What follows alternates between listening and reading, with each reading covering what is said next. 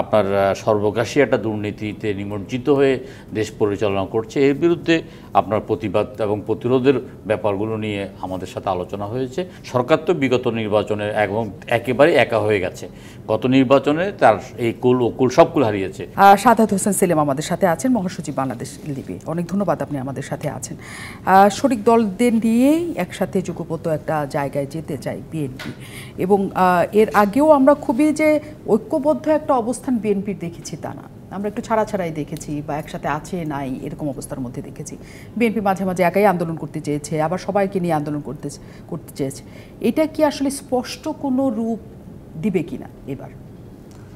না, দেখুন, 7ই জানুয়ারি নির্বাচনের আগে প্রায় বছরখানেক থেকে তো বিএনপি যুগপৎ আন্দোলন প্রায় 36টি বা 40টি রাজনৈতিক দলের সমন্বয়ে যুগপৎ আন্দোলন করে এসছে। প্রতিটি আন্দোলনটাই যুগপৎ ছিল। তো নির্বাচনের পরে একবার দুবার সৌজন্য সাক্ষাৎ হয়েছে, আন্দোলনরত দলগুলোর সাথে সৌজন্য বিনিময় হয়েছে। তো এরপরে এই প্রথম 12 দলের সাথে বিএনপি যে বৈঠক হয়েছে, সেই বৈঠকে আমি ছিলাম।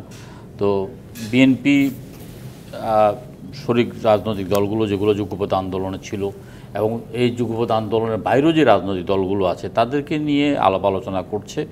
এবং আমি মনে করি যে এখন আন্দোলনের সমস্ত উপাদানগুলো বিরাজমান। রতন ভাইয়ের কথায় যেটা, যে মধ্যবিত্ত শ্রেণী একেবারেই নিঃশেষ হয়ে যাচ্ছে।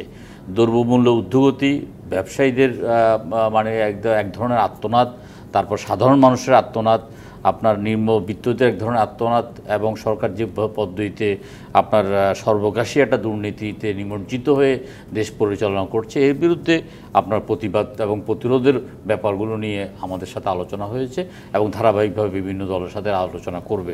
আলোচনা করার পরে আমাদেরকে বলা হয়েছে যে একটা প্রস্তাবনা দেওয়ার জন্য অন্যান্য যেসব রাজনৈতিক দলগুলো এবং জোটগুলোর সাথে আলোচনা হয়েছে তাদেরকেও বলা হচ্ছে যে একটা প্রস্তাবনা দেওয়ার জন্য। আমরা আগামী 2-3 দিনের মধ্যে আমাদের প্রস্তাবনাগুলো দেব। সেক্ষেত্রে আমরা চেষ্টা করব যে, এবং আমাদের একটা লক্ষ্য থাকবে যে সরকারকে ছাড়া আর সবাইকে এই আন্দোলনে সামিল করা যায় কিনা। সরকার তো বিগত নির্বাচনে একেবারে একা হয়ে গেছে। গত নির্বাচনে তার এই কুল ওকুল সবকুল হারিয়েছে। নগদে 500 টাকা বা তার বেশি পেমেন্টে পেতে পারেন ঢাকায় জমিসহ 20 কোটি টাকার পুরস্কার। তারা নিজেদের মধ্যে অন্তত 300টি আসনে তারা নিজেরা প্রতিদ্বন্দ্বিতা করছে। আপনার দীর্ঘদিনের মিত্র 14 দলকে একেবারে নিঃশেষ করে দিয়েছে। তারপরে জাতীয় পার্টিকে নিঃশেষ করে দিয়েছে। তাদের উপর ভরসা রেখে যেসব কিংস পার্টিগুলো রাজনীতি ছিল তাদেরকে শেষ করে দিয়েছে। সুতরাং বিশ্বাসহীনতার জায়গাটা সরকারের আর নেই বিভিন্ন রাজনৈতিক দলের কাছে। তাদেরকে আমরা শরিক করার চেষ্টা করব। এখন দেখুন, সবাইকে নিয়ে মানে সরকারের তো একটা জোট আছে 14 দলের, তাদের প্রতি আমাদের তাদের প্রতি আবেদন থাকবে। দেখুন, আপনার এই মুহূর্তে আপনার 5%, 10%, 15% ভ্যাট আছে, 2.5% আছে কোনো কোনো ক্ষেত্রে। 1 জুলাই থেকে সর্বক্ষেত্রে 15% ভ্যাট। এই 15% ভ্যাট যখন 2.5% থেকে একসাথে 15%-এ যাবে, আপনি চিন্তা করে দেখতে পারেন মানে অর্থনৈতিক কী অবস্থাটা দাঁড়াবে। এখন আপনার দ্রব্যমূল্যের দাম এতটা বেড়ে গেছে যে মানুষ আসলে আপনার অনেকটা অনাহারে অধ্যাহারে আছে, এটা বলার বাইরে। এবং যারা আছে তারা মানে অনেকটা শুধুমাত্র লবণ দিয়ে ভাত খাওয়ার মতো অথবা ডাল দিয়ে ভাত খাওয়ার মতো, আমিষ জাতীয় কোনো কিছু তারা মাসে 2 মাসে একবার চোখে দেখে এরকম না। বিদ্যুতের দাম, আমরা বিদ্যুৎ ধরেন ধারাবাহিকভাবে এক ধরনের, আমার বাসার বিদ্যুতের 10-12 হাজার টাকা আসতো, হঠাৎ করে সেটা হয়ে গেছে 25,000 টাকার মতো। এখন কি করবো বলে না, মানে আমরা কোনো চোখে মুখে পথ দেখছি না, সাধারণ মানুষের চোখে মুখে পথ দেখছে না।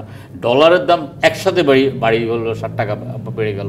তারপরে আপনার এই যে ব্যাংক ঋণের সুদ, এই সুদটাকে একদম বাজার ভিত্তিক করার কারণে আপনার ব্যবসার খরচটা বেড়ে যাবে। ব্যবসার খরচটা বাড়লে সেটার দায়িত্ব এবং সেটার সমস্ত কষ্ট দুঃখটা সাধারণ মানুষের উপর পড়বে। সুতরাং রাজনৈতিক দলগুলো যদি সাধারণ মানুষের জন্য রাজনীতি করে, বাসা বাইরে যদি সাধারণ মানুষের জন্য রাজনীতি করে, তাহলে তো এই ডাকে সাড়া দিয়ে আন্দোলনে সামিল হতেই পারে এবং হবে, আমরা এটা আশা করছি।